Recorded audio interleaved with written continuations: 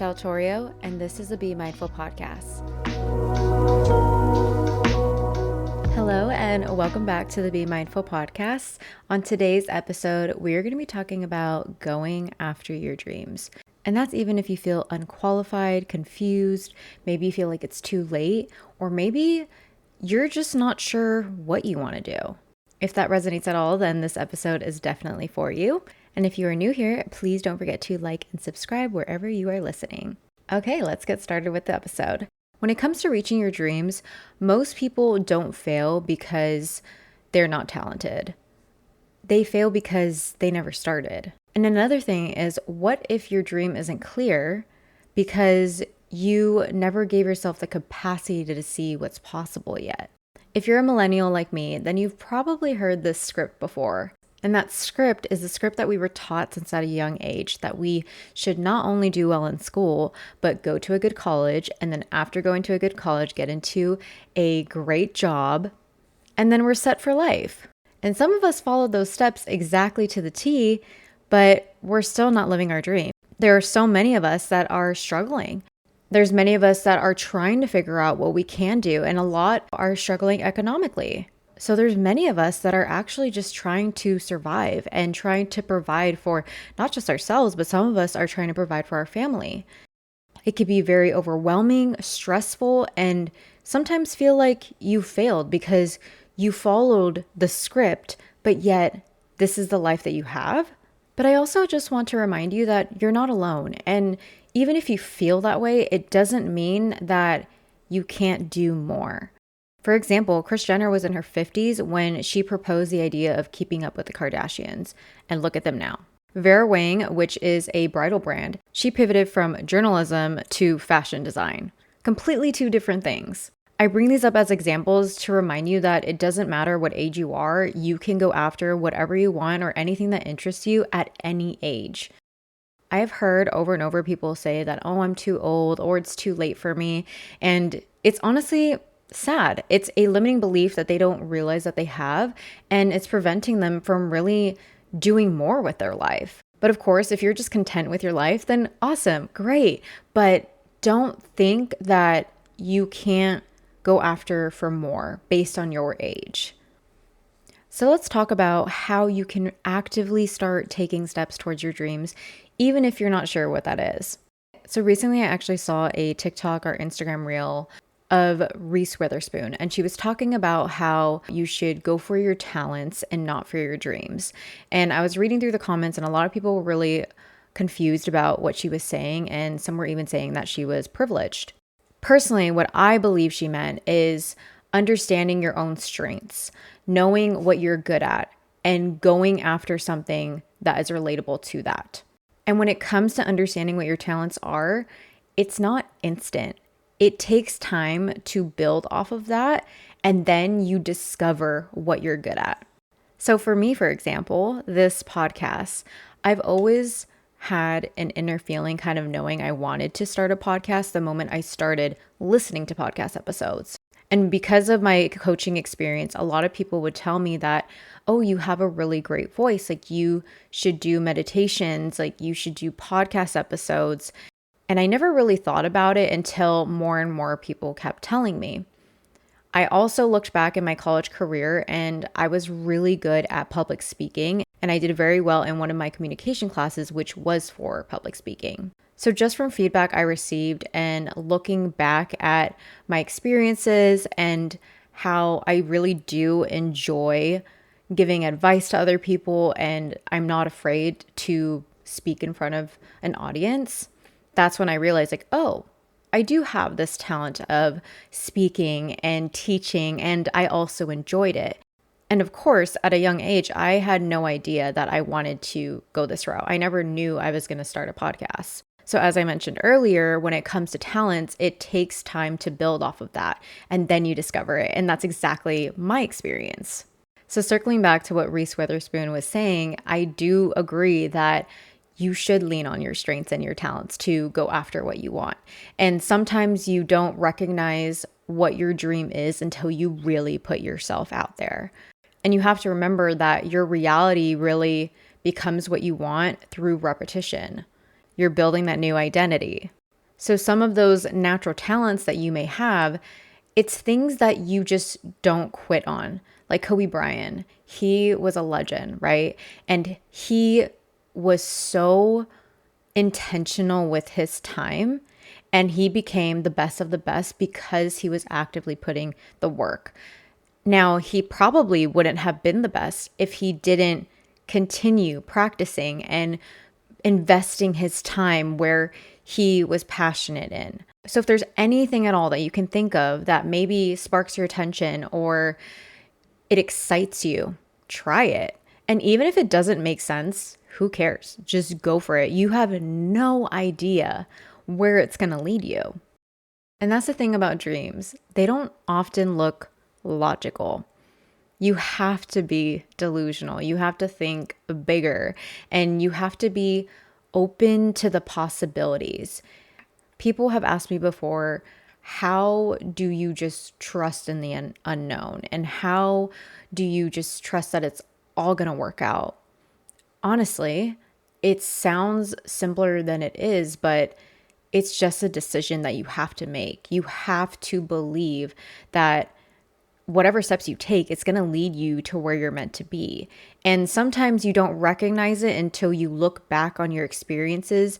And it's kind of like a light bulb moment where you're like, okay, this all makes sense why I had to go through that experience and learn those skills to be where I am today. For example, I used to work at Starbucks and I learned so much from working there. And I remember my manager would have us watch certain trainings, and one of them was teaching me about how to respond to customers when they're upset and pretty much allow your body to self-regulate before you respond so that you're not freaking out, especially if they're a mad customer. That experience working at Starbucks helped me in future roles that I was in. And it really made me really great at communicating and being able to support other people. And I, of course, knew that Starbucks wasn't going to be my forever job, but I am so grateful for those experiences and just everything that I've learned from it. So if you're currently in a job that you maybe hate, or it's just not your forever job and you see yourself in a different position, in a different career, just really try to see what you have gained from this current role, what you can continue learning, and know that it's going to benefit you one day. And maybe you can't see that right now, and you're probably rolling your eyes like, girl, this is not going to help me with my future. But really, all of your experiences are lessons. And instead of putting down the current job and complaining, let's look at it from a different lens and see what you have learned and what you can continue learning to better yourself, and also just prepare to be that newer version that you're meant to be later. And I want you to remember that clarity doesn't come before action. It comes from action. And what you're doing when you take action is you're experimenting. It doesn't mean you need to commit forever. For example, if you end up hating it, then at least you tried. The biggest part that people miss when they are going after their dreams is not actually gaining clarity of the things that they do not like. If you've listened to my past episodes, you know that my biggest dream when I was a little girl and in high school and the beginning of college was to become a dentist and own my own practice. And if it wasn't for me actively going to work in a dental office and then also being involved in the dental club during my undergrad, then I would have never known that that wasn't for me. And even if you go through something and it doesn't feel like it's meant for you anymore, then it's just not meant for you. You're going to be led somewhere else, and it's normal to feel lost.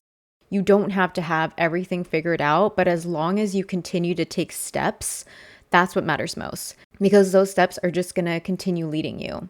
So once you gain clarity based on you taking actions, you will start to feel pulled in different areas that excite you based on that experience. What I mean by that is whatever energy you're putting out there, it's going to come back to you. And when it comes back to you, it pretty much helps you create an action plan. I am such a planner. I'm like a type A person. I love to be prepared. But growing up, I wanted to plan every little part of my life. That's just something that's not always possible. You have to be open to the uncertainty of life, but it's still okay to create an action plan. And that's something that in my coaching program, we work very deep on, because if you know what you want, then we can take steps, and it's okay if it's not the exact roadmap that you create, but at least you have some type of guidance. And if online coaching sounds at all interesting to you, check the link in my description and you can join the waitlist. Okay, so let's do a little recap based on what we talked about so far so you can start taking action steps. So the first one is your talents. Like, what are your talents? What are your strengths? What are the things you love? Like, what do you love to do? What brings you joy? Write everything down. Get very clear. Don't leave anything off, even if it sounds weird and odd to you. Like, who cares? You really want to pay attention to what pulls you, not just what you're good at. I know I used this example earlier, but like this podcast, I felt very pulled to start this on my own. And I started without even a mic. I was just using my headphones and my phone. Like, that was it. The second step is to try something new based on your list.